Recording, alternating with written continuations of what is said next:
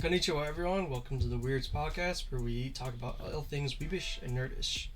Remember to like, share, and subscribe, and keep updated on our future podcasts. Today's podcast, the Fantastic Podcast, covers the TV show Doctor Who, specifically the Ninth Doctor, played by Christopher Eccleston. So, his run was from March 26, 2005 to June 18, 2005. And his first appearance was in the episode Rose, and his last appearance in The Parting of the Ways. He appeared in 10 stories, which accumulated to 13 episodes. His companions were Rose Tyler, Adam Mitchell, and Jack Harkness. So the main reason why Christopher Eccleston decided to leave, he did not like the environment and the culture on set. Apparently there was a lot of contention between him and the producers and the showrunner. He said he left because mostly of the politics on set, and he disagreed with the ways they were running the show. Interesting. And the showrunner at the time was Russell T. Davis. Russell T. Davis. Oh. Throughout all of my research on why he left, he never specifically says why the politics on the set, whether it's like the way they were going the direction of their show, or whether they, it was just like the internal politics. I was gonna ask what defines the politics. Just the politics. I mean that can do that to a lot of people. So he didn't come out and say this until like years and years and years after he left already. What I'm thinking is like, I want to know why he left, because I wonder if he didn't like the direction they were taking the show. Well, what was wrong with the way they were taking the show, though? I mean, this was. Well, remember this is like the politics of the show, so maybe he didn't like how the direction they were going to take the character. If he saw like early representations of what was going for his character and he had a different idea of the character, or if it was just the ideologies that they wanted to do on the show, or if it just he wasn't on good terms with the showrunner or producer. What's a showrunner? I've never heard of that. Showrunner is the person in charge of the entire show. Would that not be? Is that different from the director? The director, they direct how it plays out. Right. He directs the characters, how they act, how the story is progressing. The showrunner decides what is the episode about, what is the direction the series is taking, and how the characters are going to develop. Okay. I'm not versed in theater acting. Theater acting. Show acting, theater acting, same thing. Actually, they're very different. Are they? Mm-hmm. Don't they both act? No, but if you talk to a theater people and TV show people, the nuances of each are very different.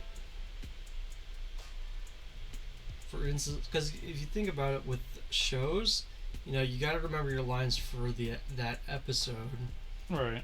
And then, but you have somebody on the side that if you forget your lines, you can just re-record it. That's true. But on theaters, you have to think, oh, I have to do this all in one go. Yeah. If you mess up, you mess up. That's it. That's true. This is why I never joined theater club. I would not be able to remember I can't even talk now, as you can see. You can't talk now when I give you free range of talk. Exactly. See, I didn't join theater club because honestly, the people in there are weird. I mean, some are weird, and then some are... At my high school, they were weird. Like, the other side of weird. They are melodramatic. That kind of weird. Okay. Yeah. That's fair. They're the stereotypical drama students. The ones that are always extra. Yep. And they don't have the talent to back it up. Fair. Really. So my sister went to the rival school of my school, and they didn't even really have a large, like, my school was the Center for Fine Performing Arts Club, Right. so that includes theater, art, and all that stuff. My sister's school, they weren't. Their drama team went to more competitions and stuff than my school. Right. That's how bad my drama club was. They couldn't get past anything. They did not perform well anywhere. I feel sad. I don't. They suck. Fair. I didn't go to the school, so. I hated my school. Was this middle or high school? High school. Okay, that makes more sense. I went to the elementary combined with the middle school, so I was there for 8 years. I remember. Yeah, you told me that. I remember now. Yeah, longest 8 years of my life. Fair. So back to the happiness. Happy Doctor Who time travel talkness. Can't see my hand, but I'm going dope. And I'm going yes. Sounds weird. Anyways. I don't know why. So anyways, this was the first Doctor you watched, right? Mm-hmm. Yes. So what was your initial reaction of him as the Doctor? Kind of wacky. Yeah, wacky. Yeah, because I mean, you really only get with the first episode, you really only get to see him. Not get to see him, but his first interaction is Rose is in the basement with these killer mannequins, right? Yeah. And you only get to see glimpses of him because he's trying to save Rose but also destroy the mannequins. And then as soon as Rose is out the building, he's just gone for who knows how long, you know. But I think in that quick randomness of quick times, mm-hmm. I could tell he's gonna be a great Doctor. Well, when I watched it, I had some idea what the Doctor was going to be because I watched the 11th first. Mm-hmm. So my initial reaction when he grabbed Rose's hand was like, "Run!" I was like, "Oh, so this is where the running started." Mm-hmm. And then when he goes, "Run for your life!"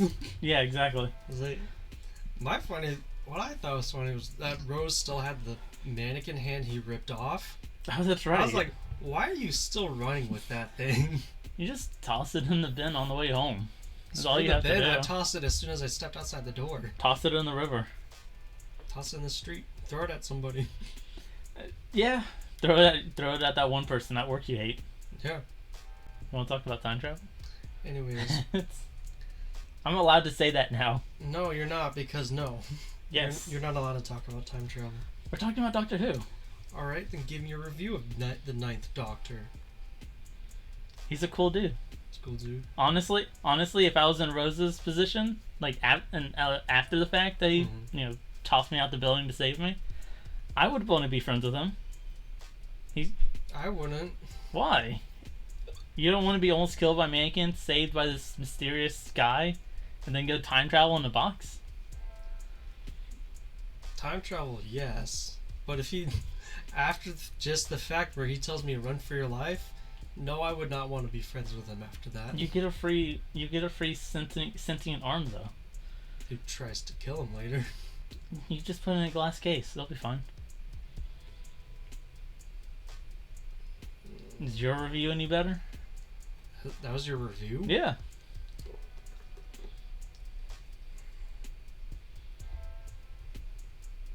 I should send you these scripts early. My personal review is I think he had greater potential. Really? Yeah. To work more, because he only had one season. I thought he could have done a lot more with the Doctor as the seasons go on. Oh. Remember, initially he was supposed to be the Doctor who fought in the war, right. In the Time War, and he was supposed to be the one who destroyed Gallifrey and the Daleks. Right. So if he stayed on the show, I felt they could have done a lot more with the aftermath of the Time War and how he deals with it, because they touch on it with David Tennant. But I felt that he could have had a lot greater of a story arc than what he got. Right. You also got to remember that I don't analyze shows and movies as much as you do, so my reviews are Well, you're gonna have severely to different. think of it as a video game. They actually do have Doctor Who video games. I'm not surprised. I can't say they're good. I didn't play them, but you know how they have thumbnails for like, games, digital Yeah. games specifically. I can't say they're good, but I also don't want to spend $20 to find out they're bad. That's all I have to say. But you'll spend $100 at the game store. Yeah, because those actually look good. Wow, throwing shade at Doctor Who video games.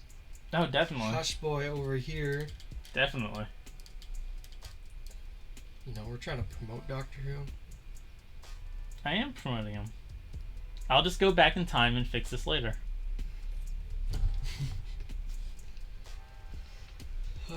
So, who's, besides the Doctor, obviously, but who's your favorite character to watch throughout the Ninth Doctor series? Like, main characters, side characters? Because Whichever I mean, character. technically there's only, 3 or 4 main characters in that season. Whichever character stood out to you as you watched the series. I'd still probably go a little generic and say the Daleks. The Daleks? Yeah. You're gonna pick a villain? I see where your head's at. How many heroes are there besides the Doctor that I want to pick over a villain? The people. Daleks are people? No, they're not. Well, not anymore, but they were. No, they're not. Aliens are people. No, they're not. So why the Daleks? Because What about the face-sucking, laser-blazing, salt and pepper Face-sucking? shaker? face Yeah, sucking. that's what their toilet plungers do. Oh, true. You're right. I forgot about that. That's a terrifying thought. Yeah. Can you imagine? Well, it's not really. They just suck knowledge out of your brain, isn't it? Or No, life force. They'll suck your face. There's True. one part. There's one part where they literally start sucking the face off, and you can see the face elongate as they're pulling away. True. That's why. There we go. I like this. That's why I mentioned it. That's why. There we go. I just think, in terms of, I might be stretching this a bit. In terms of not just characters from this season, but from every villain ever. I think the Daleks are more straightforward.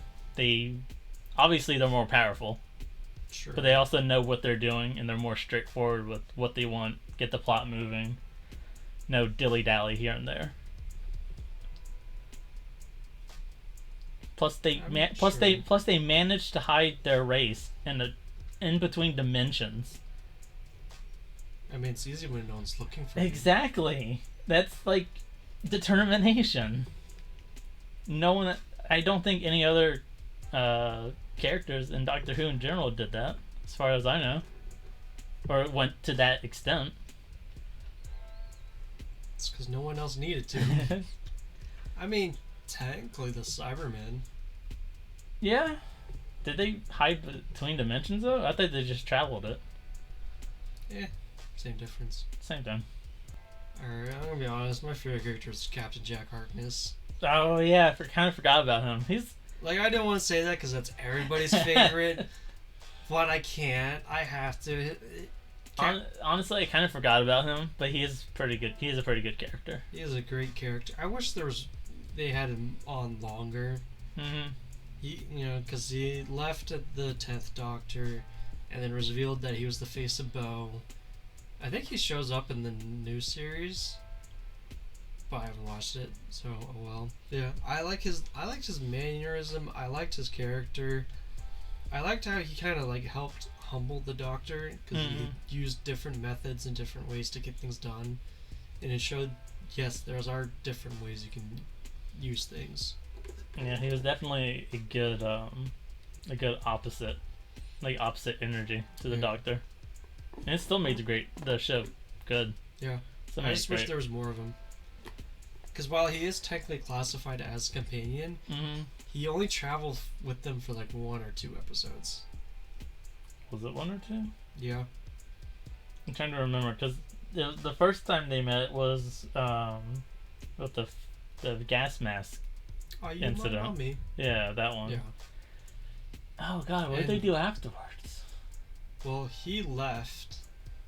And then they met up again. So they had the Are You My Mommy episode, Right.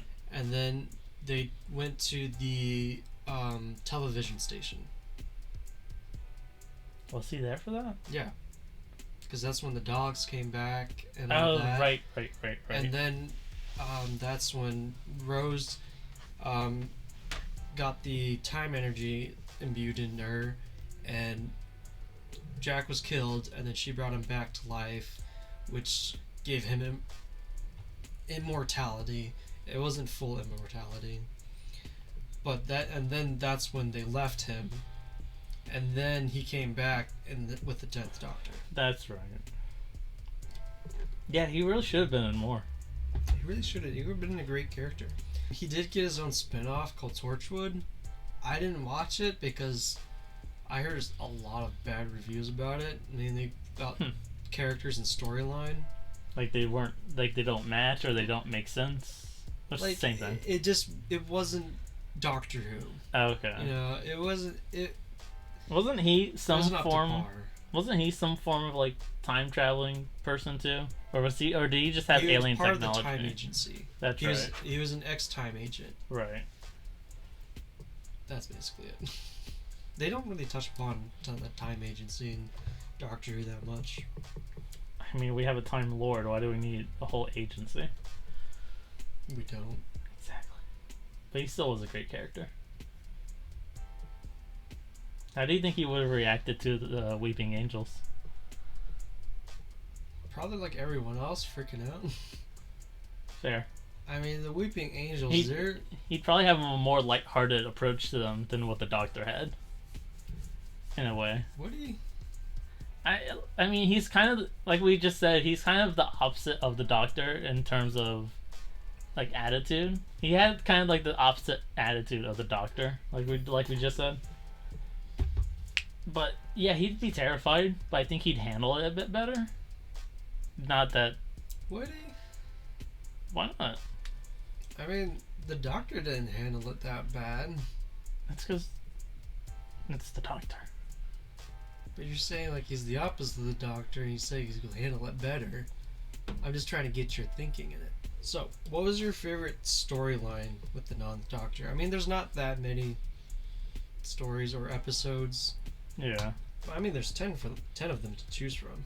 Is there 10 of them? Yeah, because he appears in 10 stories, 13 episodes. Because there's some two-parters. And then there's the one where they go meet Rose's dad, and they have that Yeah. whole adventure. That's 6. 6 technically 9? I mean, does the finale really count as a 3-parter, or is it all just collectively one? I don't care. It doesn't matter. But those are what I can remember from the 9th Doctor. I'll be honest, I really did not like the episode with her dad. I thought Rose was being extremely selfish A little bit. and self-centered, and completely ignoring the rules and facts that the Doctor stated, and almost ruined time in itself. Want to talk about time travel real quick? How they kept reversing the whole scene. Go ahead. What do you have to say about time travel? So they did it the first time, and they failed. So they went to do it the second time, but they failed again. Like, the dad gets hit. Rose is like, I can't do this. Let's try again. So they do it again, and then they do it a third time. And the third time, they actually go do it. But that version of themselves goes away to do it again. So do they do it again? Does it? What are you talking about? Time travel.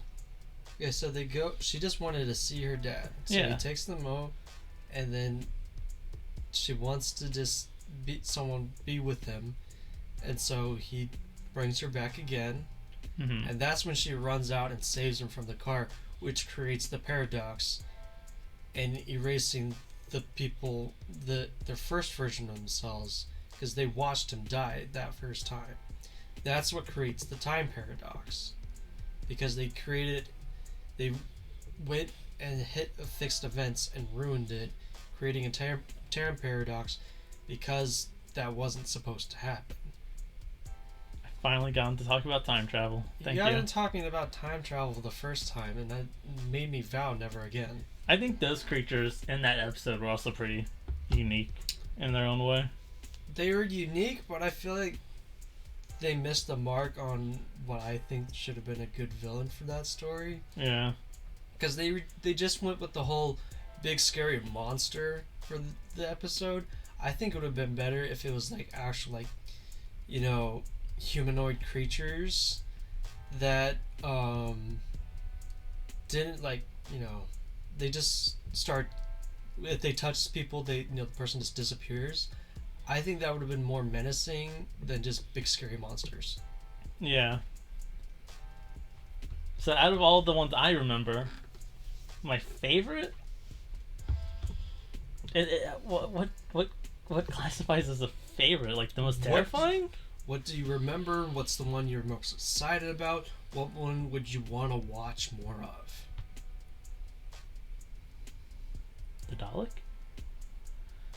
So the newscast station episodes, the whole finale. Yeah, actually, that one's better. I was thinking of the first debut of the Dalek, the underground guy. But I think the finale was actually better if we're talking Daleks. No, I think the finale part with the Dalek is better. I mean, it was a good, like, kind of debut of the Dalek. Yeah. But it wasn't as intense, and it wasn't as, I guess, eventful as a finale, even though finales are supposed to be eventful, you know? Yeah. But I can't, all the other ones kind of just either were kind of weird / boring, or just absolutely terrified me. Like the face mask one? Mm-hmm. Honestly, that one terrified me the most out of I think what all the Ninth Doctors. I think what terrified me about that episode specifically was how the gas mask Formed? Yeah, that I think is what really got me. Dude, anything with where the kids is, you know, the enemy, it just freaks me out because they have the most freaky out voice. Are you my mummy? It's like, no, back, no. My favorite storyline is actually the second episode after the mannequin. It's the one where they go to the end of the earth. Oh, that's right. I like that one because it kind of like, you know, it showcased more on how smart the Doctor was. And it also gave Rose more, of an introduction? Yeah, more of an introduction and how her character thinks and how she views the world. It also annoys me when they travel to the future and they're like, if I die here, that means I never would have been here. It's like, that's not how time travel works. Time travel's fun. I think it's also a good introduction for the audience too. Yeah. Like after the first one was just the mannequins and that one creature controlling the mannequins. Yeah. The second episode where they go like in the future with the Earth blowing up, they actually showed not like one or two. They actually showed like a whole cast species. And then the last human. She may have been born human, but she definitely wasn't human at the end of her life. Am I the only one who tried to think of how they actually got her to be how she is?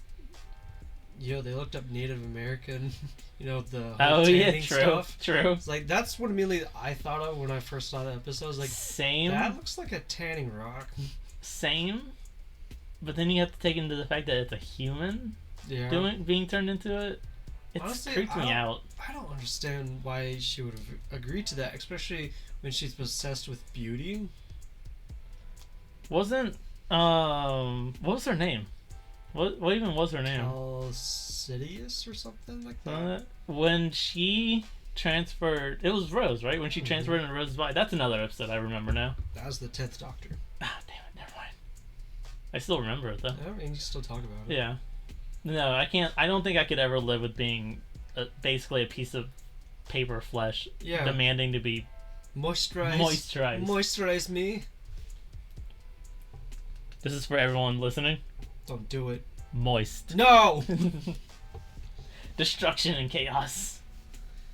Another part I really liked about the episode was his gift to everybody. I give you air for my lungs. Oh, that's right. I did. It I showed like more of his quirkiness as the Doctor. Do you think he knew he had to bring a gift, or did he just kind of wing Oh, it? I'm sure he winged it the whole time. Yeah. Because I mean, think about it, he was like, oh, right, gift. Hey, I got air. Here you go. But if you think about it, he's a Time Lord, one of the most ancient races. Mm-hmm. His breath would be, very, I guess, essential. Because it would be very, or not essential, precious, for lack of better terms. Yeah, like precious, expensive. Because if you take the DNA of a Time Lord, you can do a lot with that. Mm-hmm. I mean, it also made more sense. It also made more sense with the tree people too, because I mean, they're trees, oxygen, air. I mean, she was ready to go down with them. Look, all he needed to do is make one breath. All he needed to do was say, "Hey, come with me," and she'd be like, "All right, cool." Bet. So sad how it ended with her, though. I really wanted her to survive. I really liked her character. Yeah, she really did her best at the end. But it's kind of sad how it did end. But it was a good death. As TV show deaths go, it was a good death. It was. So, give this movie, or not a movie, give this movie. I mean, don't they have movies for Doctor Who? They have one movie, but it's not in the timeline at all. Oh. With the current Doctor Who, it was something completely different. Okay. I mean, if you watch it, if you do it like I do, it feels like one big movie when you watch it all the way through. Binging. Let's give this a rating out of 5. Out of 5? Or more. Whatever you want, or more. Can I do 4.999? Yeah, man. Sweet. I would give it. And disclosure, our ratings aren't too serious. We've given this disclosure before, but we have to continue to give it. These ratings are just us having fun. I would say 10 ninth Doctors out of 5.5 mannequins. Why mannequins? Why 5.5? Why 5.5? Just like, is it half at the waist or straight down the middle? So you know how like a 4 squares? Yeah, perpendicular. I want this half, this quarter, and that quarter. What's your rating? My rating is 9 leather jackets out of 9,001 TARDISes. Why only 9? Why not 10 out of 10,000? Because what happened to that extra whatever you said? Jacket. I don't remember what I said about the last time. Leather. And remember, the Doctor's pockets, they're bigger on the inside. True. The Doctor has portable TARDISes. Honestly, that's the funniest thing when I think it was the 10th Doctor first did it, where you like just, where'd you get that from? The bigger on the inside. It shows that it's not just the TARDIS that's bigger on the inside, it's just Time Lord technology. Can you put one of those jackets in the TARDIS, put the TARDIS in a pocket, put that jacket in another TARDIS, put it in another pocket? So we got some interesting facts for you today about the 9th Doctor, specifically Christopher Eccleston. So, he turned down the chance to reprise his role in The Day of the Doctor, which was the 50th anniversary of the show. And it was actually the showrunner at the time, Stephen Moffat. He intended the 9th Doctor was the one who fought in the Time War, but since he turned it down, Stephen Moffat had created the War Doctor, played by John Hurt. Which I'm a little salty about it. Like, I love John Hurt. He's a fantastic offer. He's a quite fantastic the offer, actor. Rest his soul. He did die a few years back. I mean, he was pretty old. But still, he was such a great actor. I would have liked him maybe as his own Doctor rather than just kind of a cop out because they couldn't get Christopher Eccleston back. Honestly, I don't see why he wouldn't want to come back, because different showrunner, different politics on set. I feel like it's just one episode. Yeah. There's a... Like, I know, like, I not saying, like, force him to do it or anything. I just would have liked him to come back for at least once. Right. At this point, it's there's just a lot of woulda, shoulda, coulda. Yeah. Also, I remembered another. Remembered another episode. I don't know if it was the 9th or the 10th Doctor. It's the one where the people got trapped in the TV. Where the TV lady was like, 10th Doctor. Okay, never mind. I apparently I like the 10th Doctor more because I remember a lot of his episodes. There's a lot. He had the longest run out of all the Doctors. David Tennant had the longest run. Okay, that's probably why I remember more. He's also one of the most popular ones. Fair, I can see it. I can see why. I think we've discussed this before. That I go between the 9th and the 10th of which one's my favorite. I mean, they're kind of interchangeable. You can tell that the 10th Doctor's run was made for the 9th Doctor. Yeah. They also technically are the same person. They are the same person. Technically. Just different face. And different mind. And different body. And different spirit. But they're still the same. But they're still the same. The core principle is still the same. Exactly. I don't know, again, I just randomly remembered that. Another interesting fact that I wrote down, and you probably don't know, but I'll teach you something. Christopher Eccleston reprised his role as the 9th Doctor in an audio drama released in May of 2021. What is an audio drama? So, an audio drama is basically, radio shows that they used to have back in the day? Right. Basically that. Oh, okay. See, I know about them. Never. Not a lot of people listen to it. Yeah. And see, this is what gets me thinking he could have returned, because he obviously, he loves the character. He's gone on record saying he loves the character in the show. Right. He had the willingness to semi-reprise his role as the Doctor. Couldn't come back for one episode for the 50th anniversary. Maybe he had more of a conflict than we thought. Maybe. I guess that's my thinking. Maybe that's where the politics are. Yeah, that's my thinking. Why it was more of he had a problem with the people on set. Yeah, probably. I mean, politics doesn't have to be just politics themselves. It's the number of different versions of what quote politics He still are. Come back. He should have come back. A lot of shoulda, woulda, coulda. Oh well.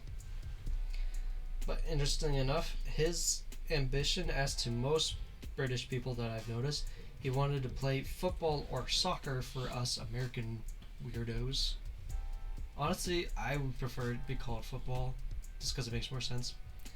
What would football be called then? American football. Fair. Well, here's the thing. I hate American football. I don't watch it. Eccleston, he wanted to play football for Manchester United, which is a famous football team, but he ultimately became an actor. He actually became an actor, I think, at age 24 or 25, is what most of the sources said. Mm-hmm. So, but I mean, he became a great success at it. Yeah. I'm sure he still would have wanted to try to be a football player too. Yeah. If he didn't get the acting role, but I think he still did good. Yeah. As an actor role. Time travel.